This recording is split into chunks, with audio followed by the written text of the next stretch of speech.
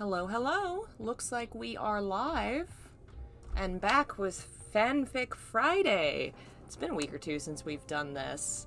Fanfic Friday, for those who don't know, is a celebration of all the shame and horror that is in the past of so many of us that have been writing on the internet for the last few decades. I read old stories that I wrote in middle, high school, elementary school, all the schools. And we delight in how horrible they are. Hey, Jeff. We are currently in the middle of well, not really the middle, we only read one chapter last time, of a story I wrote called Final Hell, which is a Final Fantasy VII Silent Hill crossover, in the sense that it kind of takes Silent Hill themes and ideas and applies them to Final Fantasy VII. There's not really, like, a lot of Pyramid Head popping up in Midgar or anything like that. It's really gonna be interesting this week because we're gonna do 2 chapters since we missed last week to try and catch up. Hey, Pablo, Cygnus, hello. So we're gonna read 2 chapters, and it involves death and monsters and scary things far more than it did in the first chapter. So we're gonna see what I thought was frightening at 15 or 16. We're gonna see what I thought was scary, and we're gonna enjoy that. We'll give it another minute or two to see who shows up. Hey, Queen. Aw. Well, don't stay up too late for our account. This will always be here later. Jeez. Hey, Cyrene. Welcome. I know it's been a while since we've done these. I'm so behind because of being sick. I feel a lot better now. Now I'm just, trying to catch up on everything and missing everything, and we'll get there. One of these days, I'll be back on top of my schedule. Probably not going to stream a game tonight because I was so busy today and we are doing this so late. We'll probably just do this, and then I'm hoping this weekend to finish at least either Resident Evil or Evil Within. So, hopefully we'll do that. Hey, Lobsoul. Hey, Handsome Ratch. Kim. Hello. Let me know how the music sounds. If it's too loud, too quiet, let me know, and then we will get started. Nightmares because of horror games. I really don't have nightmares, to be honest. I mean, I have in the past, but usually more of the, oh no, this says so much about me. My horror stories were always that in my dreams, I thought I was back in school or back in retail work. It was never monsters or anything. It was always that I had to go back to something I really hated. I had that thought earlier today. Horror doesn't scare me because I've seen Real Fear, and it's the return desk line at Target in October. Alright, well, we've got a small group of the regulars here. For those who don't remember last week, Cloud's friends are dead, but he thinks they're alive because he got a letter. So he's going to Midgar to try and find them, and his friend Tifa is going after him to try and help. So, Chapter 2. Hello, Marco. Once again, this chapter has a quote. Last time it was the "In my restless dreams, blah, blah, blah." Just totally swiped from Silent Hill. I don't know where this is from, because it's just, let's get this party started. I don't think that's a Silent Hill quote. I don't think that's a Final Fantasy quote. I don't know where that comes from, but okay. It also says, song to read by Theme of Laura by Akira Yamaoka, but we're not doing that because the video will be demonetized. Alright. Oh, that's Pink. I might actually be quoting Pink there, because, at least in middle school, by high school I probably had an iPod, but I had a CD player, and I got to listen to CDs, and I only had like 8 or 9, and Pink was one of the CDs, and it was the one with that song on it, so maybe I was quoting Pink. Oh, man. Alright. Flying over... I need to remember to actually hit the buttons to show you my beautiful artworks. Flying over the ocean was like floating above an endless black abyss. Cloud stood at the window, watching it below, trying to ignore the helpless feeling that was taking over him. Is this really the way to go, he wondered, biting his lip. I left without telling Tifa anything. What if she's right? What if? Sighing, Cloud leaned his forehead against the glass, his breath fogging it up. He watched it fade and reappear as he breathed in and out. He focused on it. Cloud forced himself to think of nothing else. Slowly his eyes closed. The rocking and humming of the ship, the smooth feel of the glass, the chill in the air. Cloud let it become him. He was actually getting rather sleepy. Before he could nod off, footsteps approached him. All right, I'm trying to be kind of atmospheric, not quite there. I don't think Cloud became a glass window, but... Slowly he opened his eyes. "Excuse me, sir." It was a young crew member who kept glancing away from him nervously. He seemed very shy. "The captain asked to see you. If you would, sir." He gestured as if to lead the way. Nodding, Cloud leaned away from the wall. The two began walking, the crewman in the lead. Cloud took the time to examine the halls of the airship. It wasn't his first time in an airship, but it was the first time in a long time, and Sid's airship was much sleeker and nicer than the ships Cloud was used to riding on. The last time he'd ridden one with Aerith was when Aerith had decided to research her ancestry and had wanted to travel to her homeland. So she, Zack, and Cloud had piled their money together, paid to ride one of the cheapest airships they could get, and flew across the ocean to the north. The ship had been a wreck, but the trip was fun all the same. It had been one of the greatest times of Cloud's life, the time he spent traveling with those two. Now the memories brought him to tears. The blonde wiped them away quickly as he stepped through the door to the front of the ship. The last thing he wanted was for that redneck Sid to ask him why the hell he was crying. Hey, Alexis, welcome. The front deck was split level with a large front window and a glass floor near the front, away from most of the equipment. I'm trying to describe what the ship looked like in Advent Children, and I know in my head what it looked like, but that's not a great way to describe it. Okay. There was, like, 2 floors, and the bottom floor, like, was translucent. You could see through to the bottom, which would fuck me up.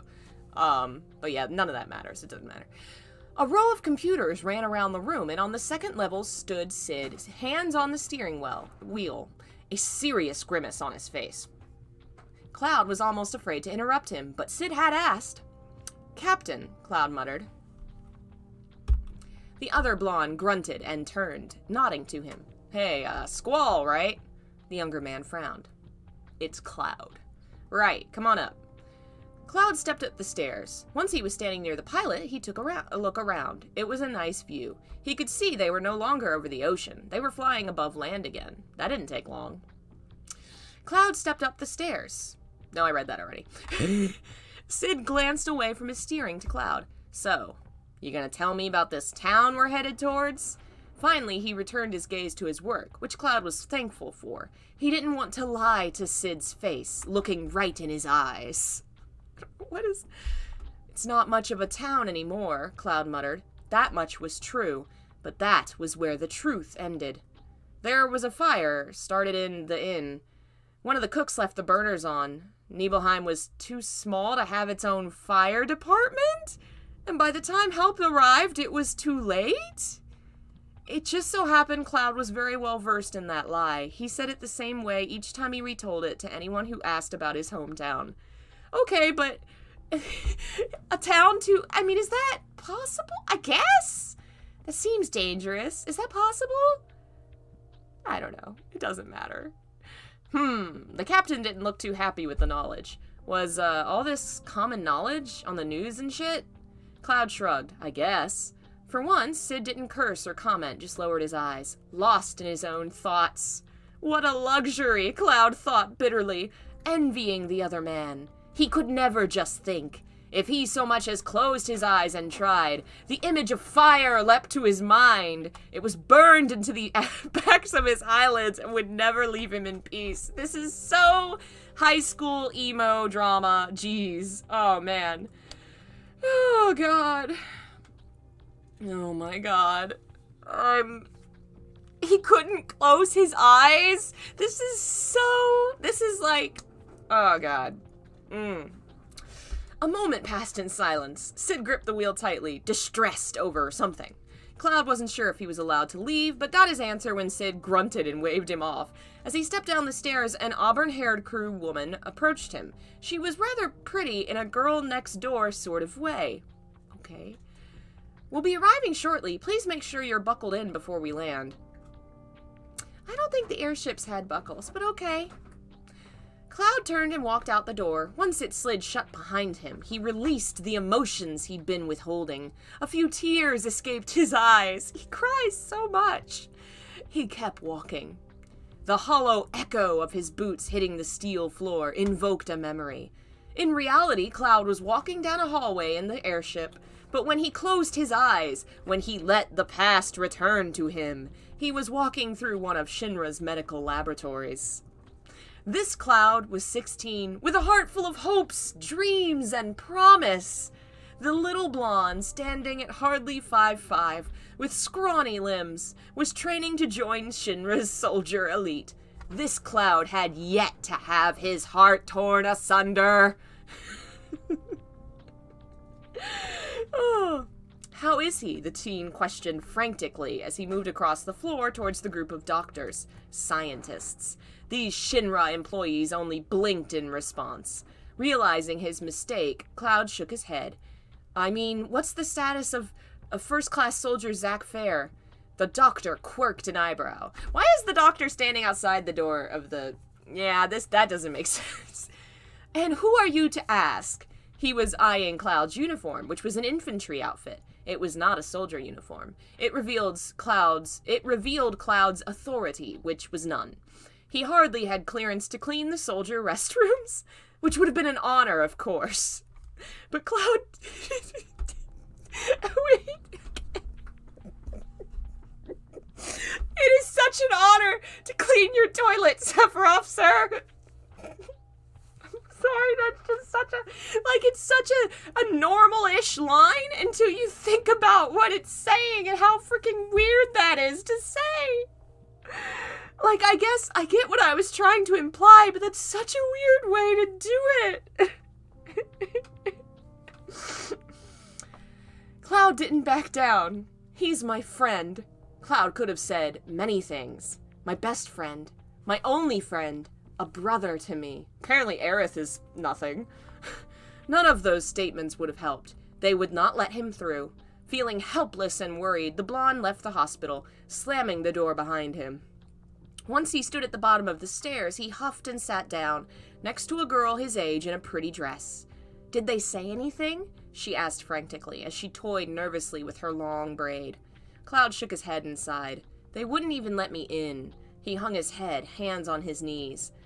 The girl beside him lowered her eyes as they darkened and turned grim. I don't know how that happens. A look of hate that seemed uncharacteristic of such a pretty girl came over her face. Shinra. A few tears fell down her flushed cheeks. Slowly, Cloud glanced at her. Aerith? The girl was curled up, head in her hands, arms resting on her knees. Cloud moved closer to her when he heard the girl sob and gently wrapped his arms around her shoulders.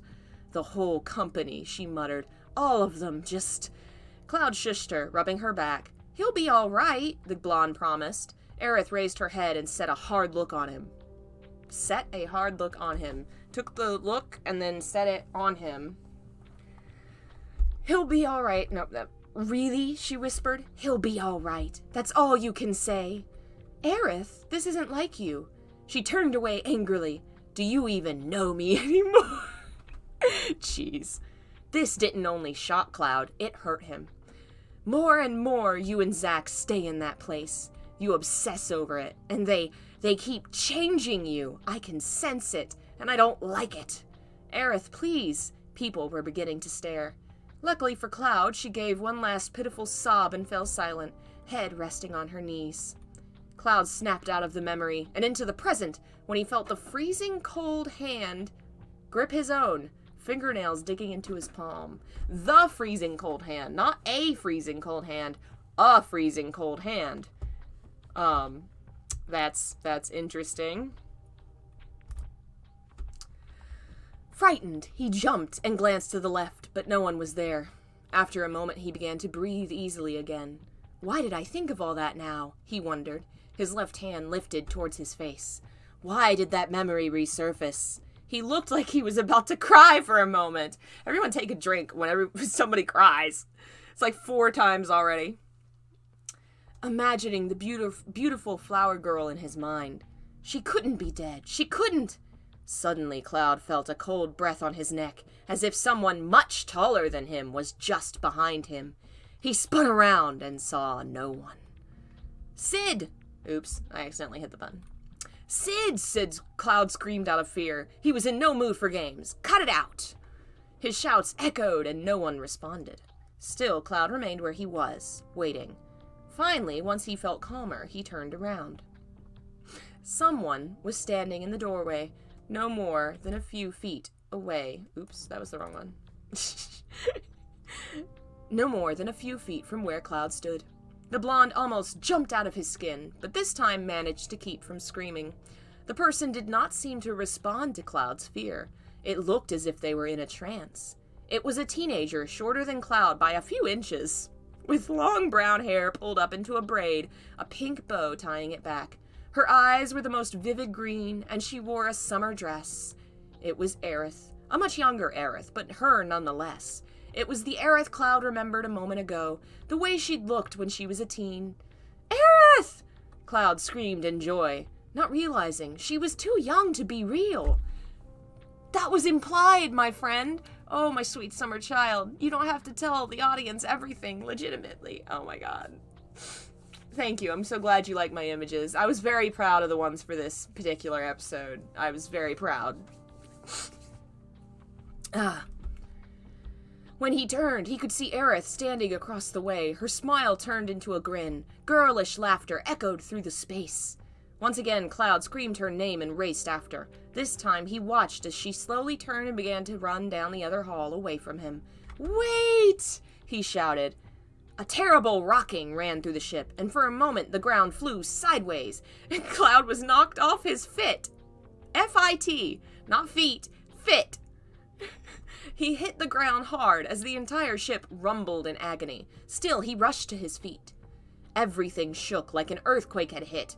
The joints squealed in complaint as screws came loose and valves exploded, hissing like snakes. Amidst the chaos and confusion, Cloud struggled to stand and run down the hall Aerith had run into.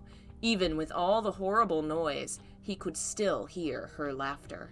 One of the screws popped off the wall and flew through the air, almost hitting him. More giant projectiles began flying around, and the blonde could only hit the deck and cover his head. As he protected himself from debris, Cloud glanced up and saw the hallway was empty. Aerith was gone. Only a few minutes prior, Sid Highwind's crew had been dealing with a problem with the guidance system. What do you mean we're there? There ain't no town. We can both see that. Sid shouted at his subordinate. The man he was shouting at had worked for Sid for a long time and was used to his treatment. Yeah, but systems indicate we've arrived. Perhaps the boy was right, the crewman murmured. The town could be destroyed. A hopeless, defeated look came over Sid's face. But then, where did Shara... Sir! Another crewman ran forward. The weather's changed dramatically. We're about to hit a cloud bank. Screw that, the captain murmured. We already did. He nodded to the large windshield. A-dead. Instead of ahead, I accidentally put a D in the middle, so it's A-H-D-E-A-D. A-dead. His men turned. Gasps ran through the room. The gasps ran! They're running through the room! The entire windshield was covered in a great black fog, too thick to see through, too thick to be natural. This ain't good. God damn it! The pilot cursed. We should turn back immediately. This is a very mountainous area. We could be in trouble. We could? Really? I think we are, someone else shouted. We should land now. Who knows where this bank ends? We could already be deep inside it. Shut the hell up, all of you. Sid grimaced and tightened his hold on the steering wheel. Another curse escaped him, and he slammed his fist against the metal. Shara, he muttered. Where are ya? The ship lunged forward suddenly, taking the crew by surprise and throwing many of them around like dolls. Sid himself was flung against the wheel hard, hitting his throat against the top. Okay. "Shit, what'd we hit?" the captain shouted. All sorts of sirens were going off and red lights flashed. "I don't know, the radar's jammed," one crewman shouted. "Communications too. I can't reach the engine room. Everything's going crazy. The controls aren't working. God damn it."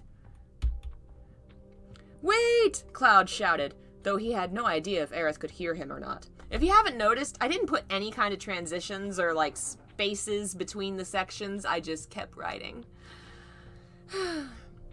He was not thinking clearly. All he could think was that she was here. Nothing else occurred to him. Adrenaline mixed with fear drove Cloud to his feet as he rushed down the hallway. It seemed the airship had become a death trap, falling apart and dooming all those stuck within. There was nowhere to go. Cloud kept running past crewmen rushing to their stations. One such man grabbed Cloud as he ran by and held on tight to keep the panicked man from escaping. "Sir!" he screamed to get Cloud's attention. Even when Cloud listened, he hardly heard a word. The man pointed down the hall to the left and said something, but before he'd finished, Cloud was off again. "Aerith, where did you go? Is Zack with you? Come back!" The heat. It was everywhere. The pipes that had exploded let out bursts of steam, and the rushing bodies all around let off heat, too. It was so warm. Warm like fire. And suddenly he was back in Nibelheim. But the woman he was chasing wasn't Aerith, it was his mother. He had to find his mother before she could get hurt. And everywhere all around him, people were screaming, running. Thundering roars deafened as the fire crackled. I keep hitting the button by mistake. The fire did not crackle, it cackled. The fire cackled. It laughed. The fire cackled and raged, and the wood houses tumbled apart, as opposed to the brick houses, I guess. The fire was so close. "Sir!" A crewwoman grabbed Cloud's shoulders and hoisted him up, dragging him down the hallway. He must have fallen to his knees. "You have to get out of here! You have to go!" As Cloud returned to himself, he began running again, and the woman led him to the escape pod. As she began pressing buttons on the wall, Cloud rested. "What about all of you?" he asked. The woman turned and smiled as the doors opened. Cloud realized it was the same woman who'd spoken to him earlier. His eyes went to her name tag. It read Jessie. "We're the crew, sir," she said. "We go down with the ship." Then she moved past him, patting his shoulder as he went. The man spun round to watch her go. Then with tentative footsteps, he stepped into the escape pod. Another thunderous screech split the air as metal ripped apart. No, that's not it. Apparently that's not. Okay. We're back with Sid now. "What the hell was that?" "I don't know, sir. None of this shit's working." The instruments were squealing madly, none of them doing their job. A crack like breaking glass. Then another and another. A crack like breaking glass, and it is glass breaking, so you could have just said a crack of breaking glass. Horrified, Sid watched as the windshield began splitting, tiny cracks racing across it like a mosaic. Fucking hell! He gripped the wheel so hard his hands turned white. Lurching forward, the ship began flying at an angle, free-falling through the air. Screams filled the room, and those who weren't tied down or holding on tight enough were tossed like dolls, again, which I said earlier already. Tossed like dolls against the windshield, breaking it more and painting it with their blood. "Everybody sit the fuck down and buckle the fuck up!" the captain screamed as the ship fell faster. All at once the fog dissipated, and the crew could see they were mere seconds from crashing into a dilapidated house, nose first. You know, the nose of an airship? They have noses. There was no time to prepare as the metal screeched and wood burst and the front window shattered. Those buckled in fared better than those who, like Sid, were merely hanging on for dear life. The captain was thrown over the wheel, falling through the empty space, careening downward, but he did not hit the ground. The ship had barreled through all the levels of the house into the basement, which looked so dark it might go on forever. It was unfathomably deep. Sid fell through the air, through the broken windshield, into the house, tumbling into the darkness. Dun dun dun! Hey, Silent Hill Warrior, welcome! All right. Before Cloud could sit down, the escape pod suddenly broke away from the ship. It lurched sideways, knocking the man off his feet, and then it plummeted. Cloud didn't even realize he was screaming again until his voice went hoarse. Faster and faster the ship flew, spinning like a top in freefall. After what seemed like ages but was only mere seconds, the escape pod crashed hard into something, fell again and hit the ground. On the second fall, Cloud lurched forward, his head hitting the metal wall hard. Immediately, he was knocked unconscious. In Midgar, Tifa Lockhart struggled to compose herself as Shalua Rui's question rang through her mind. Where was I when Sephiroth... She closed her eyes tight and let out a weary sigh. The taller woman cast a gaze over her. You were there, Tifa shook her head. No, but I've had to deal with the damage. Her words came out as another sigh. Remember last time Shalua showed up and asked her, where were you when Sephiroth destroyed Nibelheim? And that's what they're talking about. Meaning Cloud Strife, Shalua asked. The other woman's look hardened. What does this have to do with you? How dare you come here and drudge up these bad memories? Shalua understood what Tifa was saying and seemed to back off. I'm not a reporter, and I'm not from Shinra. I'm not here to pry. Still, Tifa seemed skeptical. Then why come here? It didn't seem like Shalua wanted to answer that question. She glanced away. First, let me ask you, has Cloud told you anything about Nibelheim? Tifa returned to the defensive. I'm not answering any questions until you answer mine. It's not about that. You won't understand why I'm here unless you at least slightly understand what Nibelheim really was. What Nibelheim really was, or is. Tifa's expression changed. Is? The other woman nodded and motioned to the couch. You might want to sit down. She did so, apprehensively. Once they were comfortable, Shalua began her twisted tale. You know, Nibelheim was a small, unimportant place, not even popular with tourists. The only place of import in the town was... A medical lab, Tifa said. She glanced away. I remember when they set it up in that creepy old manor. Shinra used it to treat wounded soldiers. That wasn't its true purpose, she explained with a frown. Shinra was forever looking for better, cheaper ways to be powerful and wealthy. Power and money, that was everything. The Nibelheim lab was used for some of Shinra's darkest dealings. Like what? Tifa asked. What'd they work on? Materia? Guns? I'm afraid not. Shalua paused, trying to think of the best way to word her words, though there truly was no easy way to say them. Meanwhile, Tifa felt her blood rushed as thoughts raced through her head. If not materia or weapons, what could it be? She thought of the soldiers, the injured men she'd always seen coming out of the lab. Don't tell me humans were. Shalua answered Tifa's whispered question with a nod. That's what soldier was. Modified humans. Of course, the modification was done most anywhere controlled by Shinra. Nibelheim went deeper. A horrified shiver racked Tifa's body and she turned away. My home, the fire. Sephiroth was one of those experimented on. Perhaps he got tired of it. I don't really know, and to tell the truth, I don't care. He doesn't interest me. I know this is hard to digest, but I need you to answer my questions. Forlorn, Tifa simply nodded. Good. Where is Cloud Strife? This question Tifa couldn't answer. He disappeared this morning. It's not unusual for him to come and go, but... Shalua was getting impatient. Tifa began to explain the letter and the argument they'd had. Wonderful. Almost before Tifa had finished, Shalua stood and sauntered to the door. Tifa leapt up and followed. Wait! Where are you going? I need to talk to your friend, and right now he's probably headed back home. If he steps foot inside that town, I'll never get my answers. If you're going after Cloud, take me. I have to go. And what of your son? Despite the fact Tifa was surprised by the question, she quickly said, I know someone who can take care of him. I'll call on the way. After a moment of grin thought, not grim, grin thought.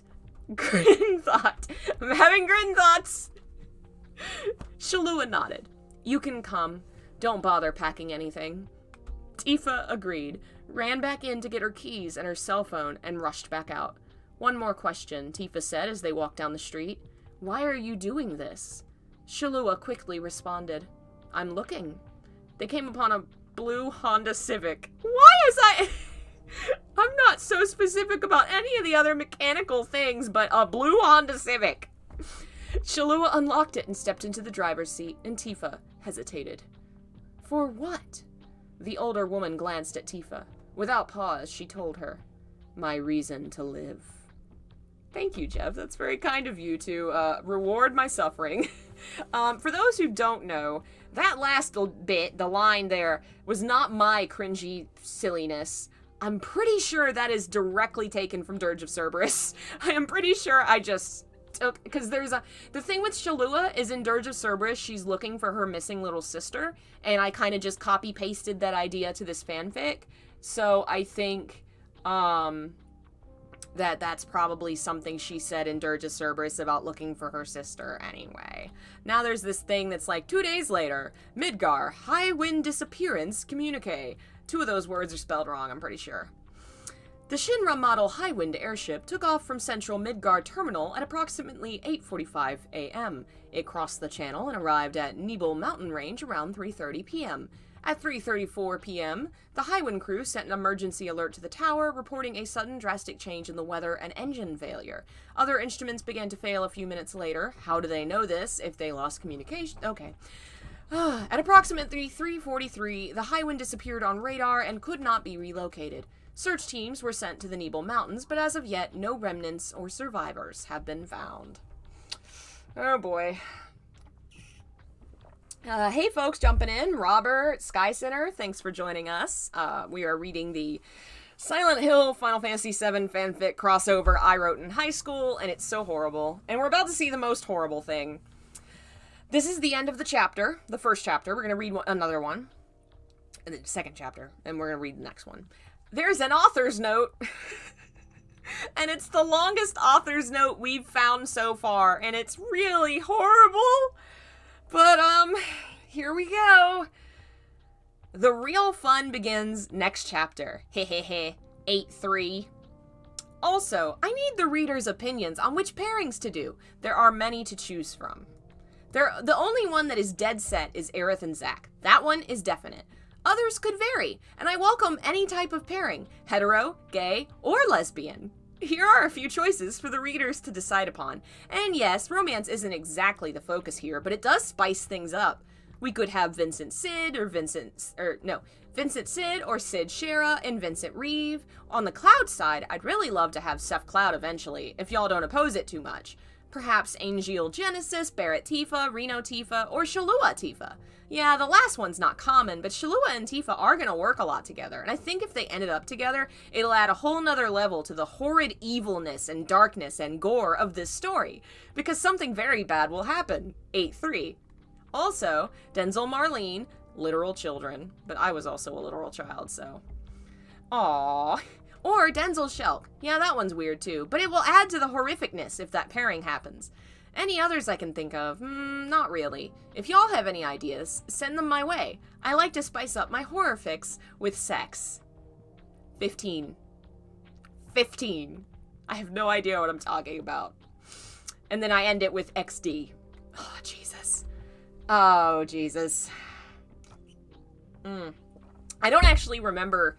I'm pretty sure I went with Shalua Tifa and Vincent Sid because those are just ones I've always loved. So, yeah, that's my 15-year-old horny self coming back from the grave to haunt me. To just haunt me. God. So this is chapter 3, and this time the quote is, "Into the fire she swallowed their hate," which is at least a Silent Hill quote and not a quote from Pink. I gotta take my sweater off. It is so hot in here. Oh boy. We're getting into the monster portions, which is gonna be fun and bad for my voice because I had a thing where apparently a lot of my idea of horror was noises, and there's a lot of them. So we're gonna, just fair warning. What? Where am I? It smells like her. Ugh. Gross. When Cloud tried to sit up, he found his face was stuck to the floor. It felt like glue had been poured on his cheeks and forehead, sticking his hair to his face and his skin to the ground. Slowly, he sat himself up, hissing at the pulling sensation until it finally gave way. The world shook as he moved. Everything he saw danced about. His hand wavered as he lifted it to his face. Not glue. What? When he removed his hand, flakes of red sat in his palm. It slowly came to him. There was dried blood covering his face and a very sore wound on his forehead. He touched it gingerly, wincing, feeling a bit of blood come away. It was mostly closed, but still nasty.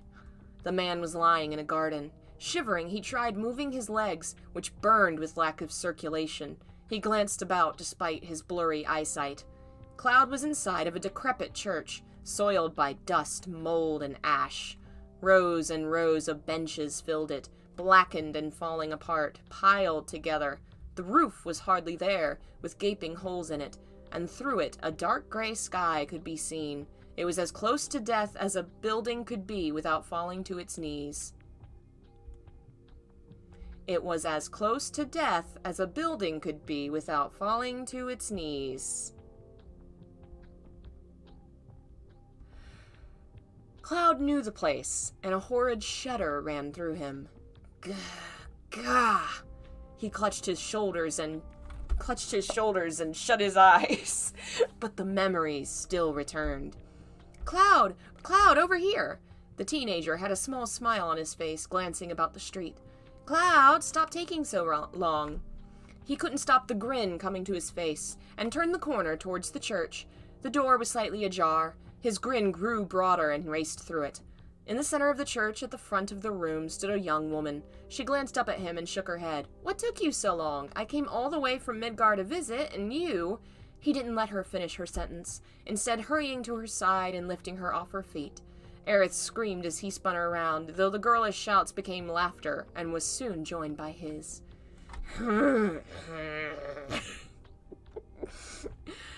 The horrid reality of what the building had become made the whole situation much realer. It all came down on him, with the weight of gravity, sinking his soul lower and lower.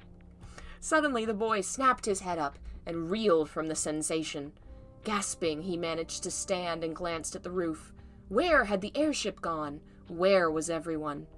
I hope Sid and his crew are all right. Even though they had been headed to Nibelheim anyway, it somehow felt as if he was to blame. The man sighed and glanced at the church again. It was strangely cold. He rubbed his arms and moved towards the doors. Wait a minute. He paused, glancing back. The church floor had been destroyed by fire, and through it a small patch of flowers were growing. Much was now destroyed, a few flecked with red, but they were a bit of life that refreshed the man. He smiled. Tee-hee-hee! Oh, God. Cloud snapped around so fast he lost his footing, his head spinning from the painful wound. If it weren't for the wound, he might have recovered faster, but the blinding pain kept him from focusing. For only a moment, out of the corner of his eye, Cloud was able to watch as a form in pale blue dashed out of sight, out the church doors. Aerith! He screamed, still reeling. He stumbled to the door. Aerith! He shoved the doors open, one hand to his bleeding head, and turned right. Aerith! Oh, feet pounding on the dirty, debris-ridden ground. Cloud barreled down the street, ash floating down behind him. Blurred vision allowed him to see, just barely, the blue form fading into the distant fog, running through the streets with a light laugh trailing after her. Cloud pushed himself harder. He took no notice of the abandoned town, blackened by blaze and fallen down around him. He saw no blood drenching the grounds, no strange black liquids covering pathways, no torn bodies on the dirt.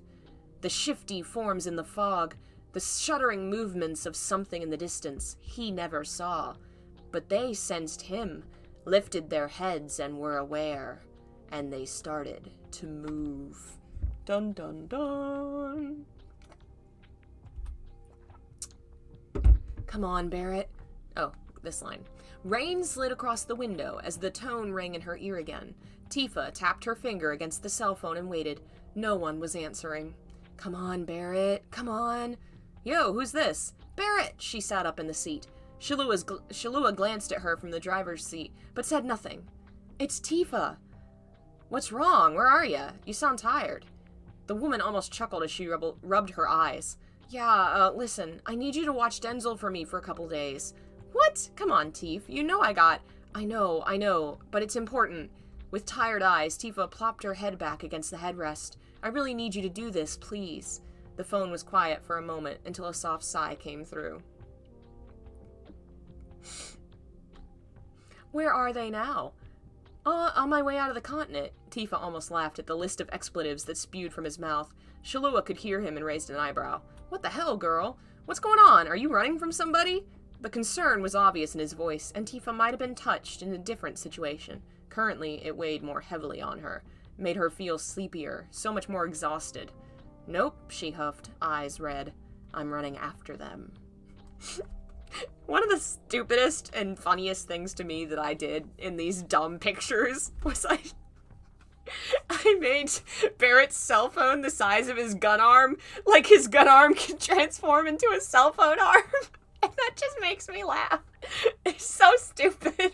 But I just look at it and Anyway, I'm a child.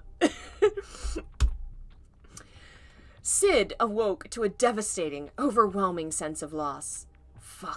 Fucking shit, damn it all to hell, fuck! Sprawled across the ground, eyes shut tight, he grimaced and let out every curse combination known to man. Who wants to take bets on this being demonetized for Sid?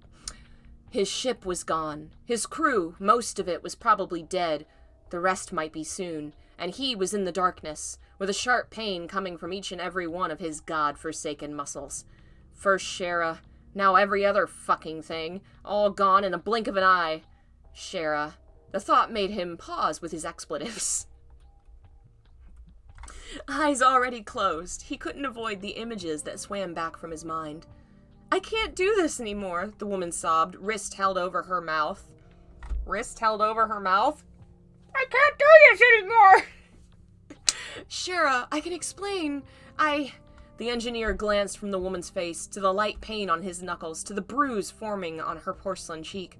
Shara, what had he done? A tight feeling started to fill his stomach. Shara was backing for the door. No, don't go!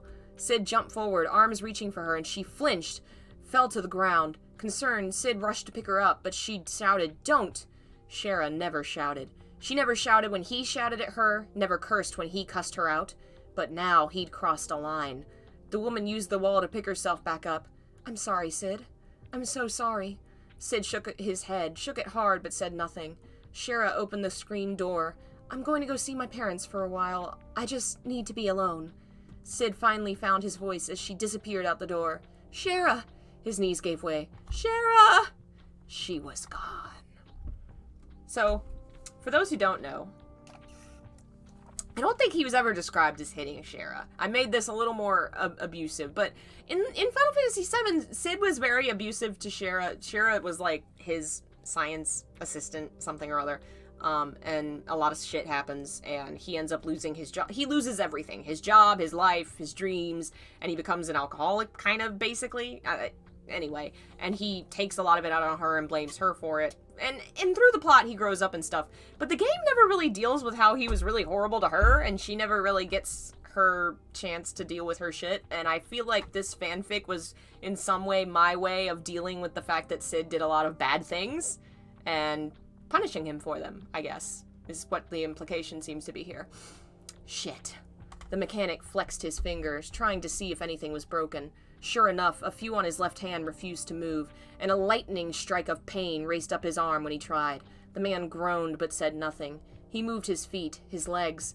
Luckily enough, they seemed to be working fine, though his right calf burned like hell. Sid touched his chest with his right hand. He felt a sticky substance, most certainly blood, and to his delight, a piece of glass embedded in his left shoulder.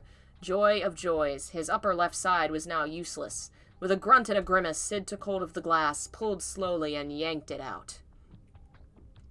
Shit! God damn it!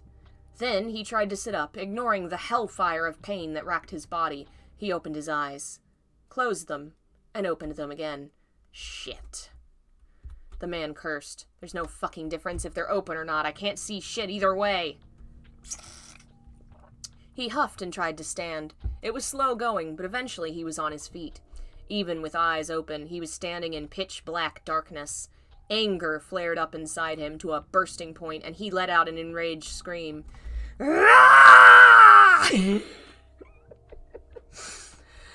Oh, boy. He shouted. If anything could be seen, he would have punched it. As it was, he stopped shouting and talking, breathing heavily, and for the first time listened to his surroundings. The man paused, confused. There were noises from around him he hadn't noticed earlier. Were his crew members nearby? He kind of hoped not. He had just had his own kind of meltdown and didn't want anyone seeing him that way. But he stayed silent and listened. Those noises disturbed him. Damn, it almost sounds like somebody's getting a hand stuck in a rotor and losing the damn thing. Nasty. What the hell was it? Sid wasn't sure whether to travel away or toward the noise. In the end, he couldn't avoid it because he wasn't sure where it was coming from. It echoed through the hall all around. Hello? He finally said. Anybody out there? The noise continued. Something else made a sound he could barely hear. It was muffled. If you're there, speak up, damn it! The muffle got louder and sounded almost desperate. Heart skipping a beat, Sid noticed the noise was getting a little loud. He backed up, though he didn't know where to go, and cursed that he could get scared so easily. Stop playing these fucking games, the man screamed. Come out here already. That was redundant, though, since Sid wouldn't be able to see him anyway. The noise was nearby, only feet away in an instant. Sid jumped, his legs spiking with pain. Unable to see, he could only hear the noise, and now that it was close, it sounded barbaric. Like a slop. A wet noise, gurgling, like a dog at a feast. There was scuffling, too, the scraping of feet, boots on the ground, or something else. And that muffle. It was louder. A voice?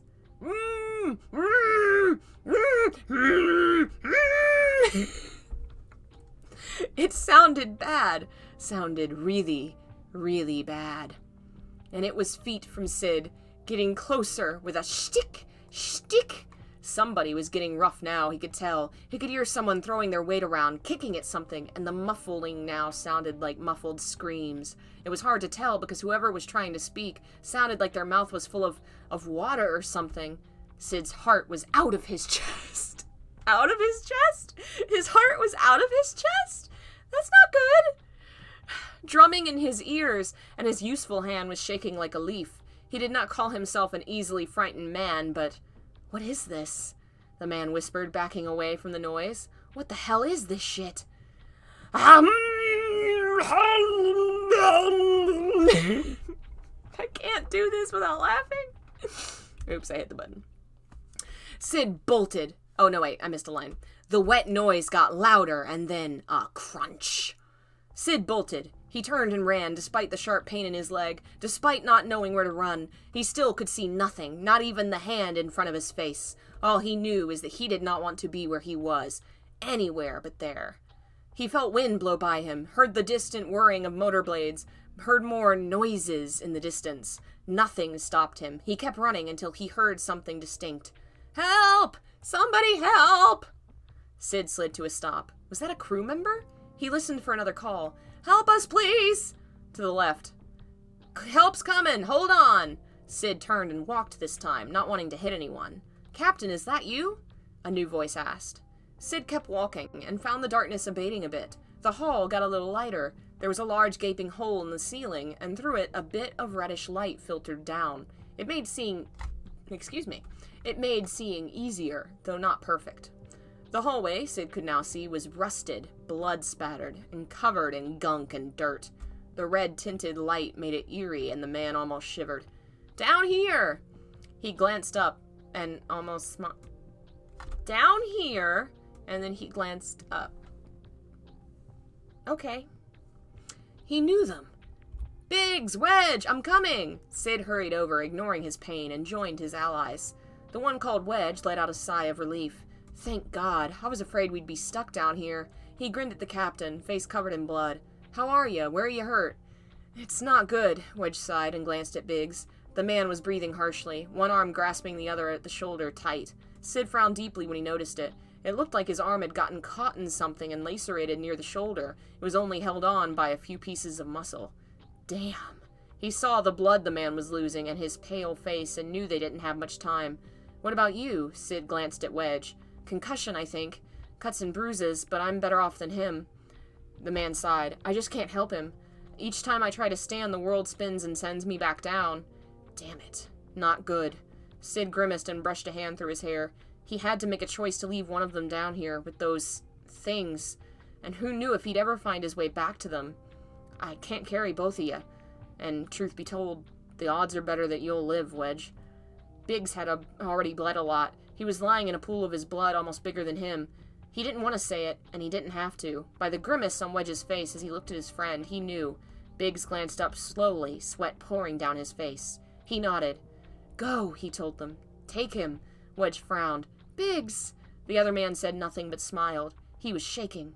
Do ya... Sid tried to think of something. The man was gonna die. There had to be a way to make it easier. Reaching into his pocket, he pulled out his cigarettes and lighter. He kneeled by Biggs, put one in his mouth, and lit it. The man inhaled slowly. Instead of speaking, he nodded a thank you. You're a good man. Honored to have you on the crew. And these are italicized thoughts, just so you know. My crew. They crashed on my watch, and they're dead because of me. Sid frowned darkly. Felt like cussing, but didn't. No respect in cursing your luck around a dead man. Then Sid kneeled by Wedge and put an arm around him. He hoisted him to his feet, and together they managed to walk. Wedge looked one last time to Biggs. See ya, bro. He looked on the verge of crying. Biggs managed to smile, and then they turned and walked away.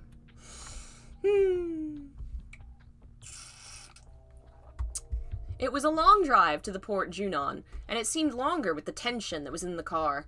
Tifa had so many questions she wanted to ask, and she felt like Shalua would probably answer her, but she didn't want to know the answers. Tifa had grown up in Nibelheim, but left for Midgar with Cloud at 16.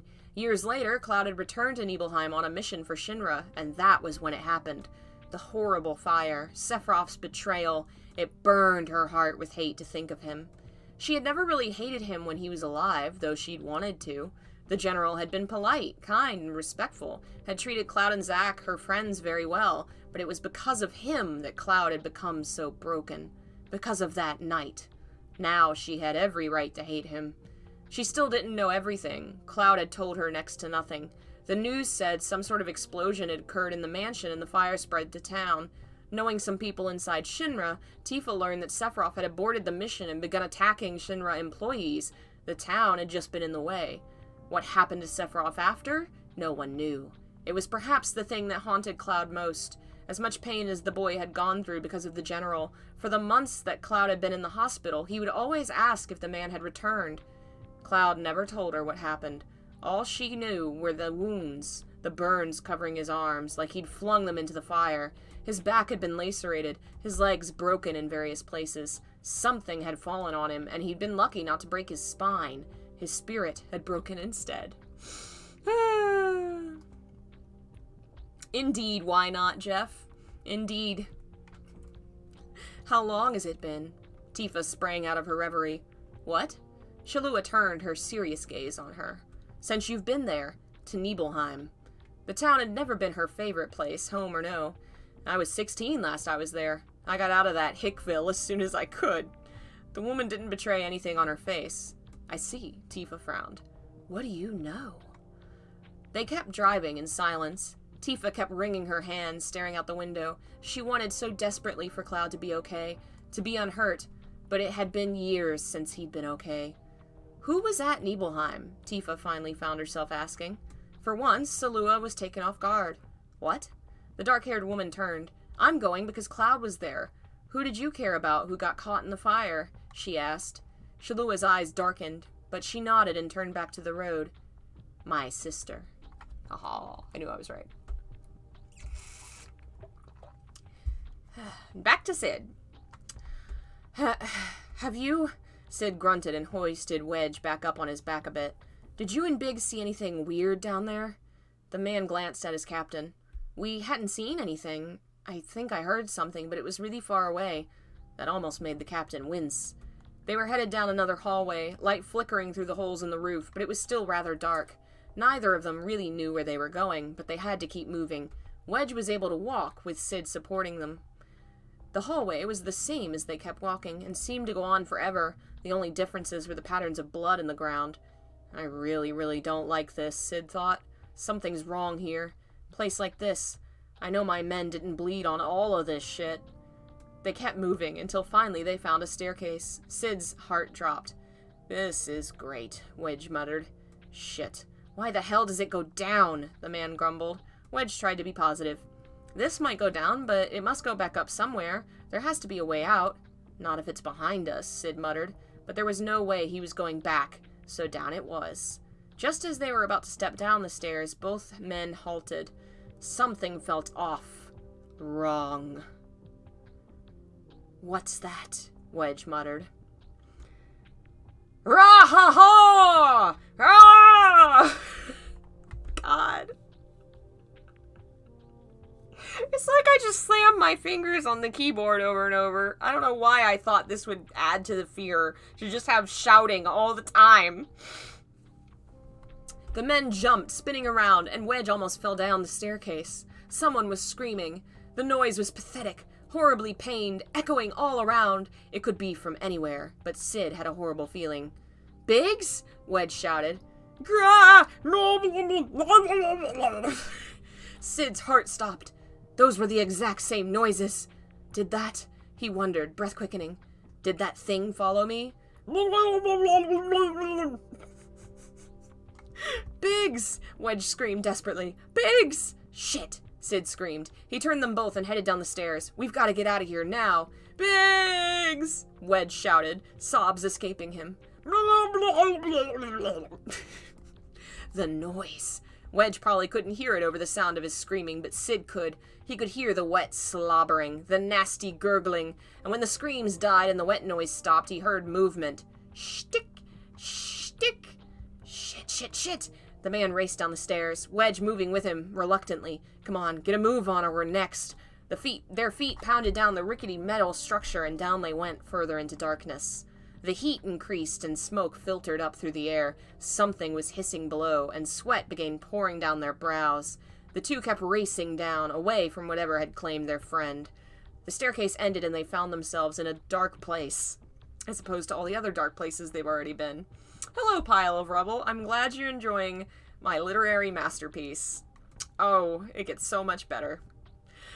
What the fuck do we do now? Sid muttered, before he knew... No. But he knew, move forward, so he hoisted Wedge up and they kept moving. The hissing and spitting of machines were all around them, and for the first time the sounds didn't comfort Sid. The mechanic grimaced with every movement. His wounded leg was bleeding badly from the running, and hoisting Wedge up with one arm was wearying, but they had to keep going or they'd... Sid shook his head and grimaced, ignoring his thoughts. Shara, she's here somewhere, and so is my crew. I'm not stopping, not until I get them all out of here. I'm not living with all their deaths on my conscience. Thus they kept going. Hey, Captain, Wedge muttered. Sid's gut clenched. He glanced at Wedge and saw the running had hurt him, too. Do you really think that was Biggs? Hell no, the man lied. Biggs was probably dead a minute after we left him. The Reaper already rang that guy's ticket. Then, was it another crew member? Sid's heart clenched. That, maybe. Probably. Yeah, Sid cursed. Probably fucking was. Wedge gasped. Why? Where are we? What the hell is this? Dunno, but stop fucking talking or you're gonna blab all your energy away. Wedge fell silent, and they kept going. The walk seemed to be forever. Each step echoed with the whirring noises, and they kept going in the dark. They never seemed to get any farther, and the room never changed. They didn't turn corners, just kept going straight ahead, and Sid tried to ignore the blood painting the walls. Wedge's head had fallen onto his shoulder a while back, and a bit of drool was coming off his lips. Captain, Wedge whispered, I don't want to die in the dark. Sid pulled him back up. You kidding? Only people that die in the dark are the ones dumb enough to close their eyes. So don't close your eyes, promise me. Say it. Don't close. Don't close my eyes. That's right, keep 'em open, or I'm gonna find a replacement for you on my ship. You want that? No, Captain. Damn right you don't. The darkness got deeper for a moment as the holes in the ceiling stopped. Sid's breath hitched, but they kept moving, and Sid listened for any kind of noise. Still nothing. The weight on his shoulder got heavier, and Sid grimaced. Come on, you gotta fucking lift yourself, or I'm dropping you. Wedge? The captain kept walking until they were in the light again. He turned and glanced at Wedge. The man's head had fallen forward, blood oozing out, his skin pure white, and when Sid touched the man's wrist... God damn it. He gritted his teeth, clenched his fist. cursed in his mind and fought the unmanly tears in his eyes. Oh, man.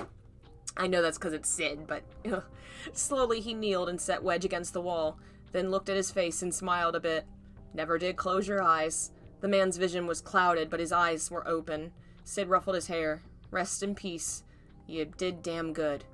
Then, with a heavier back now than when he'd carried Wedge, Sid moved on, trying to hold himself together. The darkness encompassed him again, but Sid found it easier to face with anger in his heart. He was angry at this god-forsaken place for claiming his crew, his damn fine crew, in such a dishonorable way. This wasn't a way to die, bleeding to death, alone in the dark. Sid walked with his head held high.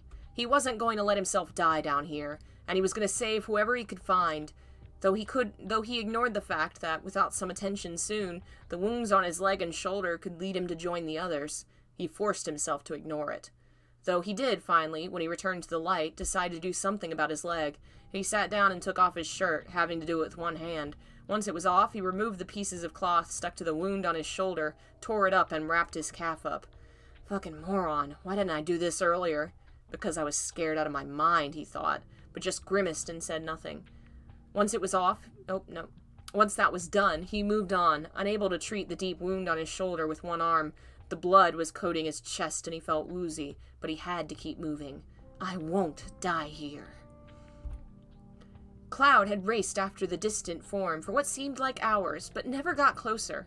Finally, his legs gave in and he collapsed in the dirt, breathing heavily. Aerith, he whispered. The man let his forehead rest against the ground. Was she really alive, he wondered? Why would she run away from me? After a few minutes of rest, Cloud finally stood. He glanced around, feeling a nostalgia.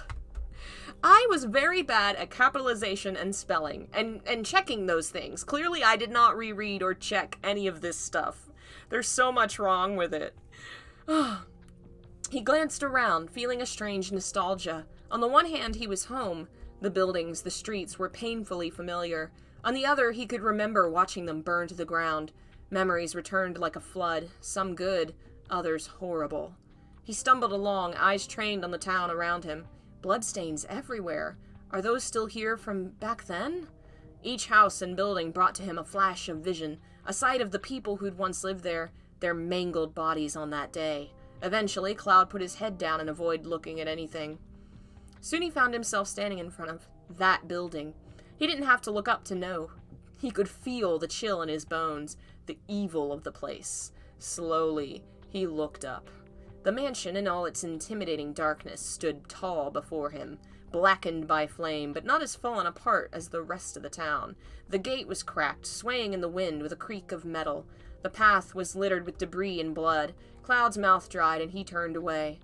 He hated the place that had ruined his life. Tee-hee! Cloud's head shot up, and despite the pain, he managed to see distinctly this time the vision of Aerith standing in the doorway of the mansion. Then she turned and ran inside. Cloud's breath hitched. You want me to go in there? No, he couldn't. He could never go back there. But he knew he had to. Zack was counting on him. Aerith needed him. Wavering hands reached to the gate and slowly pulled it open with a sickening creak. It felt surreal, but Cloud knew the boots that were stepping down the path, crunching over the burned wood, were his. He knew the hand taking hold of the doorknob was his. Though every cell of his body wanted to turn away, he closed his eyes. This is all in italics to show that it's a memory. General, sir! Sephiroth stormed down the path past him, eyes blazing with something. Cloud tried to call to him, but was ignored. The tall man opened the gate violently, and his long legs carried him quickly to the inn, disappearing into the fog before Cloud could catch up. Sephiroth! He didn't care who heard him. Something was wrong. A hand came onto Cloud's shoulder, and he jumped. Something's up, Zack muttered, and I don't like it. Seph's been spending all week in that place. Cloud nodded and looked back to where the general had disappeared. Yeah, he went in last night, and he didn't come out until just now. Cloud told his friend. Zack's eyes widened. What? The man grimaced. What the hell are they doing in there? Both men frowned, uneasy, though they couldn't say why. Together they turned to look at the tall building, the old mansion that looked to be on its last legs. What the hell is that place? So, Oh, I'm glad you guys like some of this story. It's definitely at a point in my writing where I was starting to figure some things out. Like I said, there's a lot of grammar problems, a lot of punctuation issues and spelling errors, but I had been writing long enough that I was starting to get a feel for it. There is some decent stuff in here. Definitely better than the other stuff we've read so far, for sure. Though, you'll remember earlier that the mansion, which you probably would only put this together if you had played Final Fantasy VII, which I would imagine people reading this would have. The mansion that Cloud is going into is the same one that Cid fell into, and he fell into it because the airship flew into it. But in this whole part where Cloud is approaching the mansion, I don't mention once that there is an airship crashed into it. Which I don't know. Apparently I forgot.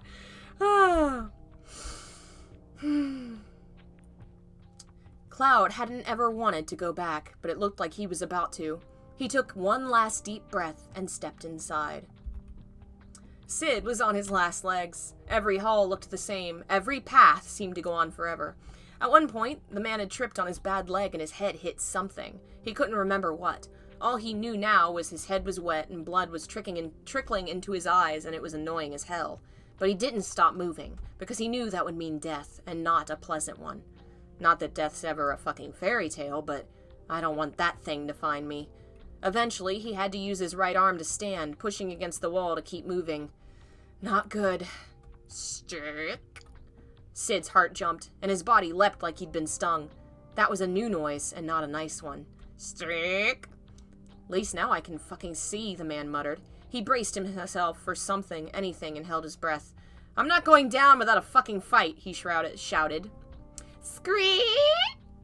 The noise was coming from up ahead. Anger flared within the mechanic, and he gritted his teeth. With an enraged roar, the man began to run, racing towards his death with fists held high, ready to take them down with him. He came to a set of double doors and didn't stop running, pushing through with his right shoulder. When he burst through the doors, he came into a room filled with darkness, and all he could hear was The noise was deafening. The man groaned, flinched, and covered his ears, reaching out to find something to hold on to. His hand found something round and metallic and grasped it tightly. Cid lifted it up and felt the familiar weight of a flashlight. Convenient. The noise continued, and Cid flipped the switch, the light creating a path through the room. The noise stopped, and Cid felt panicky, flustered. His shaking hand had the light dancing across the room, trying to find the source of the noise. Nothing. Nothing. Where the fuck are you? The light fell on something in the back corner, a leg or something. Cid's breathing stopped. The beam was shaking just like his hand, but he moved it to look up at the creature. Its skin was sickly gray, and it was bone skinny, with the ridges of its back poking through. The thing was hunched over, making light noises, back shaking. The legs were bent at the knees, and when the light finally revealed the whole creature, it turned its head to face him. It had no face, only a large mouth, and when Cid saw it, the thing screeched. Screech! Spit rained from its mouth, splattering the floor with hisses of acid, and some fell on Cid's skin. It burned like poison. The man cursed, eyes widened, heart beating faster and faster as the thing lumbered towards him. Fuck! Cid grasped the flashlight so tight his hand was white. He moved back to the doorway. Fuck! The man spun round, and with his flashlight, shoved the door open, careening into the hallway. Feet slipping on the blood-soaked ground, he turned and raced away, not caring where he went. The cursing never stopped. Fuck, fuck, shit, fuck! He turned corners, shoved through doors, kept going, not bothering to stop, even when he heard no more grotesque noises. It's official. I'm a bastard, I died in the crash, and I'm already in hell. No way Shara's here. Even if she's dead, she's somewhere better. He kept running until his body gave out, and he collapsed inside of a large room that was mostly dark. His labored breathing rang in his ears, as his bleeding legs shook with the pain. In a moment, his body began to calm down. It was then he heard something. The man froze. Intently, he listened. Shtick? His throat tightened. No. Fuck, no. Shtick? Jumping, Cid accidentally let go of the flashlight. It rolled slowly in a circle, until it bumped and stopped. The beam of light was trained on the ceiling, and in the distance, Cid could see something moving slowly towards him. Shtick? The same sound. Cid tried pushing against the ground with his feet, tried to move away, but he was against the wall. Sweat bathed his skin. The same fucking sound. A moment later, the thing stepped into the light. Sid screamed, not an expletive, just a cry of total fear at the sight of the monstrous thing. It was tall, perhaps 10 feet high. Its face stuck out like a round pipe with a giant mouth at the end.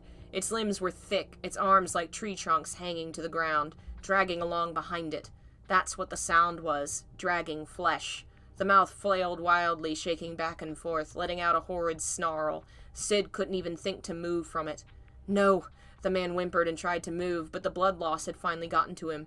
Not like this. I don't want to die down here, blocked off from the sky. The thing was leaning down, wavering mouth growing closer, and all Sid could think of was the sky, his airship, Shara. Not like this. A new sound burst through the room, hurting Sid's ears, and the man winced and screamed as he thought his death had finally come. The lurking beast suddenly reared back, howling, as some kind of black liquid spewed from its chest all over the blonde. Sid saw his chance and tried to stand. When he couldn't, he shoved at the ground, sliding away toward the flashlight. Something flew through the air at the beast, and next Sid saw the long mouth of the creature was crushed in. More black blood and bile flew into the air. It screeched and howled, throwing its giant limbs around.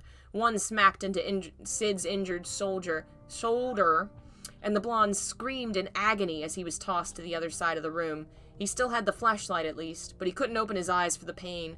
More blood poured down from him, and he felt his death coming for real. The screams of the beast were silenced, and Sid opened his eyes. He saw someone standing nearby. The mechanic groaned, and the stranger noticed him. The last thing Sid saw before going unconscious were a pair of gold boots approaching him. Wow, I'm actually kind of surprised that I've seen some folks in the chat commenting that this actually had them feeling some things.